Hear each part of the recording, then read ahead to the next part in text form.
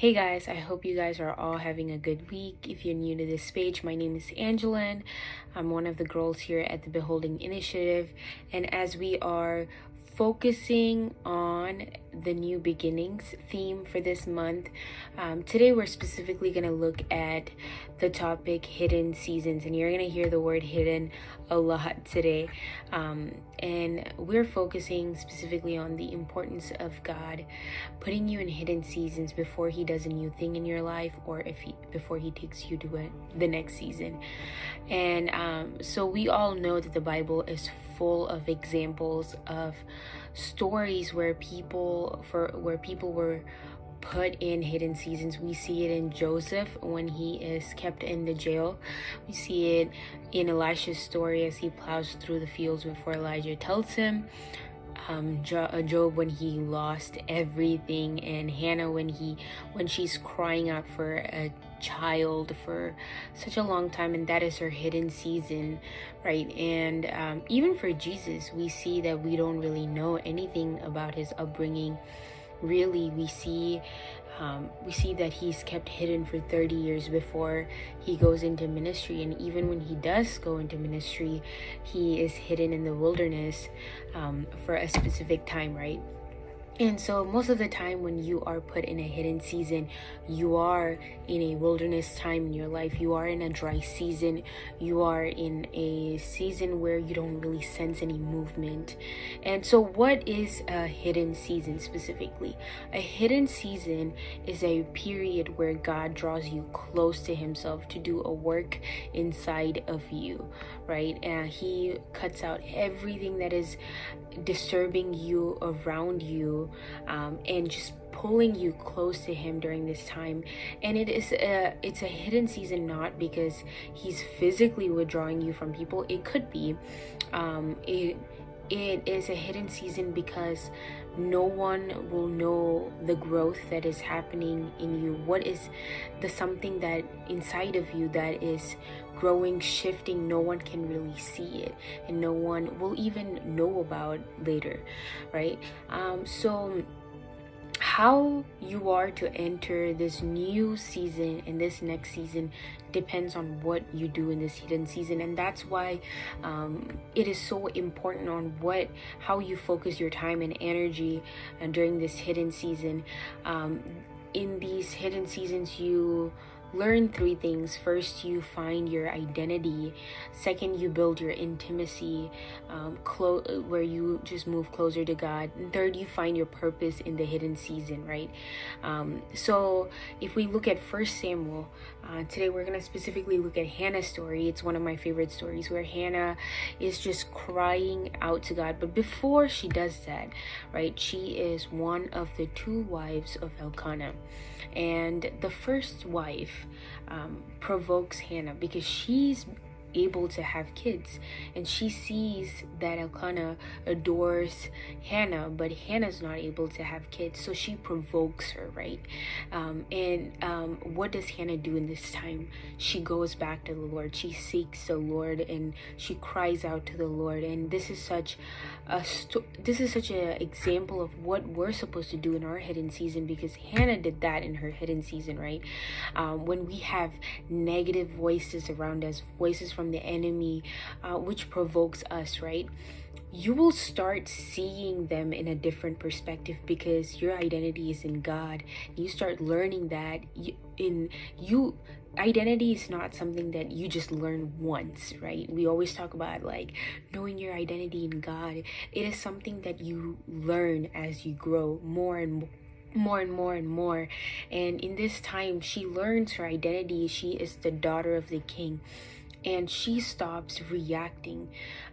You can see in 1 Samuel where first she is sad, right? Elkanah asked her, why are you sad? What made you upset? But when she went into the presence of the Lord and she comes out of it, she no longer is sad. And this is not a process that just happens overnight for us. When we start silencing the voices of the enemy around us, this is a growth. This is a process that happens over time.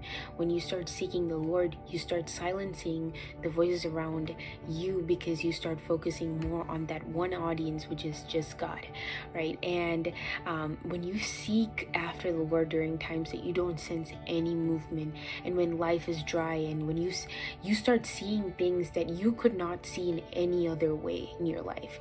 If this specific, I'm sure many of you, like, you know, coming out of a process in your life, you have this feeling where, bruh, I would not have seen that in any other way if I didn't go through that process, right?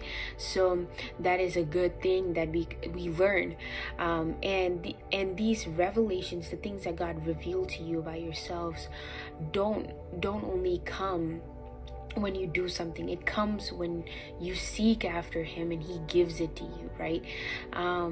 Then as you seek him and you start experiencing this internal growth, and you learn how to focus on what just God thinks of you, you start caring less and less about what the world says about you. And in Hannah's life, again, she stops caring about what others is saying about her inability.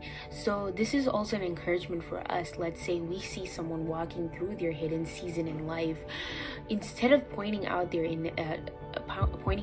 about their inability or their weakness, let's pray with them. Let's empower them and uplift them, because you do not understand, or you don't know the miracle that they've been praying. And when you flex, let's say, about something that someone else is praying for, that might hurt them, right? But even in the other perspective, when we are the person, or we are the person who is been hurt by someone else, when you start focusing on God will automatically silence that voice around you.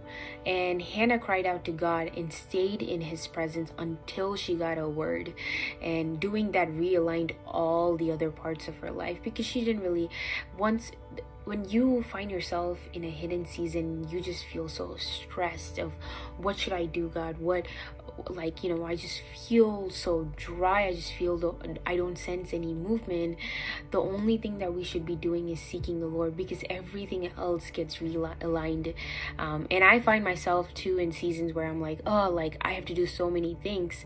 But God is like, no, fix your eyes on me and everything else will be said, right? And this is where our intimacy comes in. Slowly we are building all these things that we just talked about. Slowly we are building our intimacy with God through all of that. And hidden seasons bring us back to square one, right?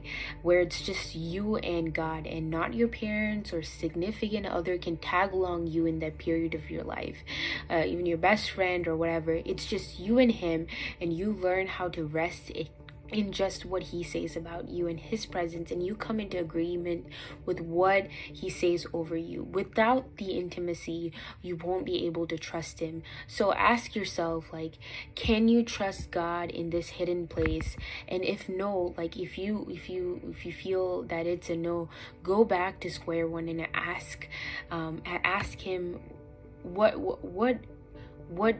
is the purpose you have for me in this hidden space? And go back to to the place where it's just you and him. And lastly, hidden seasons always reveal your purpose in that time period, right? You start learning to trust God's timing and his patience. You start learning to trust God's timing, and you learn patience, and you understand the beauty behind being hidden. And when something is hidden, it is fruitful. Hannah's miracle was hidden, and we all know that her miracle was fruitful because Samuel was born and he grew up to be so fruitful. He was so influential in David's life, and he is a great man of God. And if you know that story itself, you can encourage yourself that whatever that you feel hidden in your life, or you feel like you are praying for marriage and you just don't feel seen, you're praying for a job and you don't feel seen, and if you're praying for a school and you don't feel seen, you're praying for a kid like Hannah's story and you just don't feel heard by God, I'm telling you, just continue seeking the Lord, continue coming back to him, continue building that intimacy with him, because there's nothing else that will help you in this hidden season other than just seeking Him.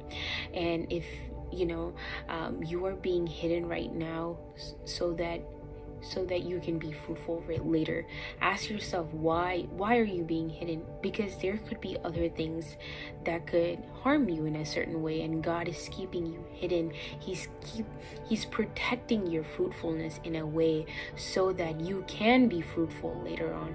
So I hope that was an encouragement to you, to whoever who's going through a hidden season or did go through. What you go through in the hidden will prepare you for the next season, and without learning how to be prepared in that time where life is dry and you don't sense any movement, you will not be prepared for the next season that God has for you. So I hope you guys are blessed by that message. Thank you.